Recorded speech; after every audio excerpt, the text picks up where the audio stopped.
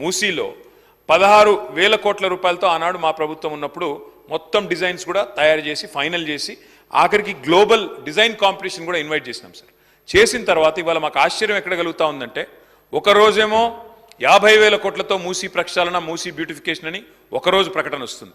తర్వాత పర్యాటక శాఖ మంత్రి గారేమో 70,000 కోట్లతో అని చెప్పి వారు ప్రకటన ఇచ్చారు. ఆ తర్వాత ఈ మధ్యన ముఖ్యమంత్రి గారు గోపన్పల్లిలో 150,000 కోట్లతో మూసీ అన్నారు. అధ్యక్ష, నేను అడిగేది ఒకటే, శ్రీధర్ బాబు గారి నుంచి క్లారిఫికేషన్ ప్రజలకు తెలవాల్సిన అవసరం ఉంది. ఇది ప్రజల సొమ్ము. 16,000 కోట్లతో including express way, east to west express way 55 కిలోమీటర్లు ప్లస్ బ్యూటిఫికేషన్ మేము ప్రారంభించాం ఆల్రెడీ. మీకు తెలవపోవచ్చు, నాగోల్లో మీరు పోతే మీరు చూడవచ్చు. వారిని కోరేదేమంటే ఇది రాష్ట్ర ప్రజల సంపద. 16,000 ఎందుకు 50 అయింది, ఎందుకు 50 70 అయింది, ఎందుకు 70 150 అయింది, ప్రజలకు స్పష్టత ఇవ్వాలని చెప్పి శ్రీధర్ బాబు గారిని కోరుతా ఉన్నా.